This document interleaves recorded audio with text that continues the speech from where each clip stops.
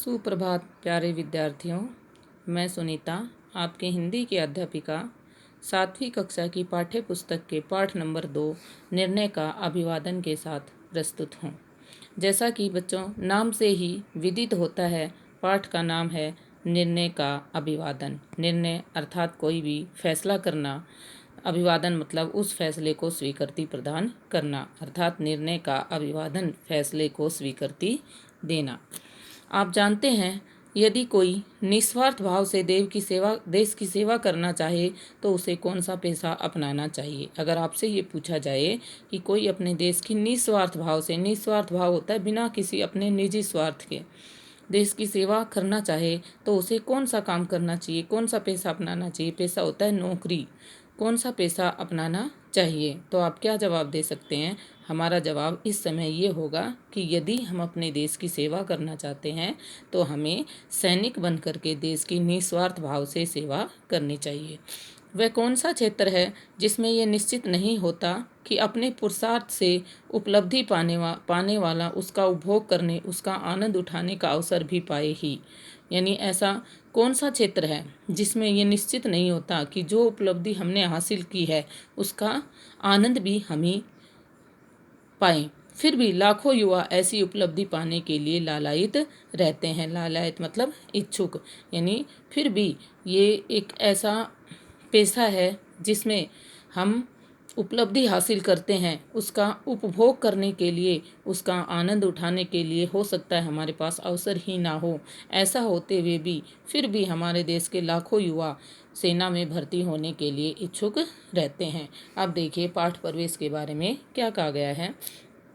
दो युवा एक ही निर्णय पर पहुंचते हैं कि देश की खातिर मर मिटने के लिए सेना में भर्ती होना। इस पाठ में दो ऐसे नवयुवकों की कहानी है जो अपने देश के ऊपर मर मिटने के लिए सेना में भर्ती होना चाहते हैं। अपनी सुख सुविधाओं को तिलांजलि देकर कठिनाइयों से भरा सैनिक जीवन अपनाना। उनके पास सारी सुख सुविधाएं हैं, लेकिन वो उन सुख सुविधाओं को छोड़कर के तिलांजलि देकर मतलब उनको छोड़ करके कठिनाइयों से भरा जीवन अपनाने के लिए तैयार है।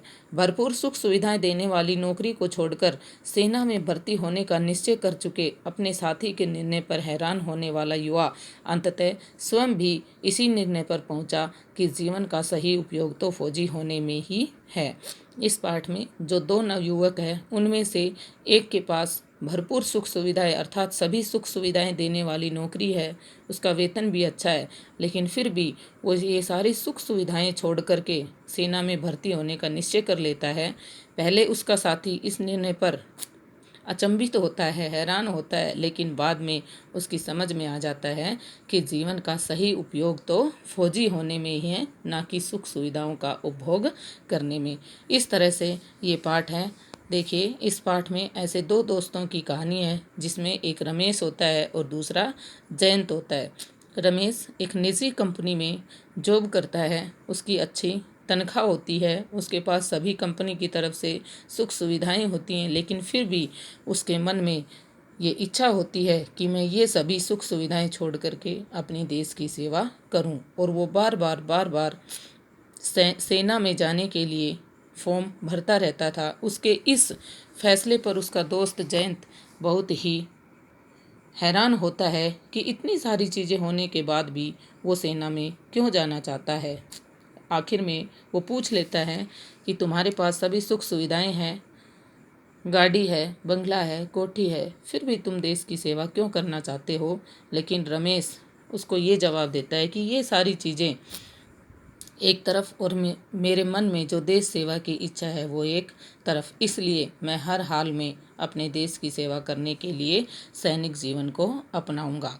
आखिर में जयंत भी उसके इस फैसले पर अपनी स्वीकृति दे देता है और खुद भी उसके साथ साथ सेना में भर्ती होने की इच्छा जाहिर करता है। तो इस तरह से बच्चों ये ऐसे दो दोस्तों की कहानी है जो सब कुछ होते हुए भी सैनिक जीवन को अपनाते हैं। और आज उन सैनिकों के ऊपर हमें गर्व होता है जो दिन रात अपनी खुद की जान की परवाह ना करते हुए भी हमारे देश के ऊपर अपने आप को कुर्बान कर देते हैं। जब भी देश पर कोई मुसीबत आती है तो हम सब अपने घरों में रहते हैं, लेकिन वो सैनिक सीमाओं पर डटकर सभी दुश्मनों से, सभी मुसीबतों से सामना करके अपने देश की रक्षा करते हैं। हमें अपने देश के उन सैनिकों पर गर्व होना चाहिए। धन्यवाद।